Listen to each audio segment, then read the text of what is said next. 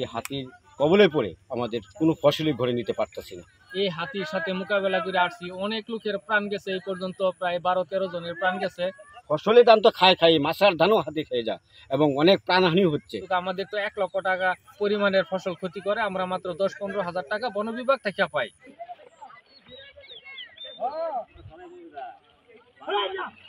এই ঘটনা প্রায় আমরা 30 বছর ধরে এই হাতির সাথে মোকাবেলা করে আসছি, অনেক লোকের প্রাণ গেছে, এই পর্যন্ত প্রায় 12-13 জনের প্রাণ গেছে। প্রত্যেক বছর 1-2 করে মারতে আছে, কিন্তু আমরা সরকার থেকে কোনো হাতি পদক্ষেপের জন্য কোনো সার্বিক সহযোগিতা পাই না। পাই যেটুকু পাই বন বিভাগ থেকে পাই।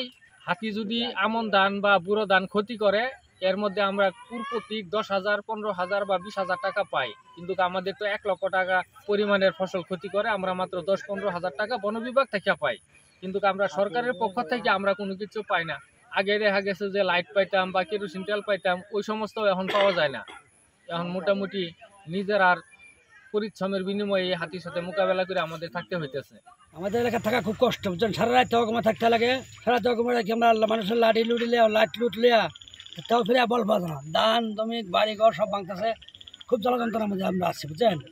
মানে থাকার পরিবেশ নষ্ট হয়ে যাচ্ছে, এরকম অসুবিধা। ধান জমি সব খায় শেষ করে যাচ্ছে আমরা। 60-70টা হাতি, এরা যন্ত্রণা আমরা আর বাঁচতেছি না। এটা বন্দোবস্ত কি, বন্দোবস্তটা আমি কীভাবে কী করবেন এটা আপনারাই বুঝুন। আমাদের প্রায় 15-20 বছর যাবৎ আমরা এই হাতির অত্যাচারে নির্যাতিত, আমরা খুব কষ্টে দিন অতিবাহিত করছি। আমাদের হাজার হাজার মন ধান ফসল এই হাতির দ্বারা আমাদের বিনষ্ট হচ্ছে, কিন্তু অতীব দুঃখের বিষয় আমরা এই হাতির কবলে পড়ে আমাদের কোনো ফসলই ঘরে নিতে পারতেছি না। বান্ডেল থাকলে প্রতি সেনমানিতে টাকা বাঁচবে। বিকাশ সেনমানি বান্ডেল কিনে জিতুন প্রতি লেনদেনে।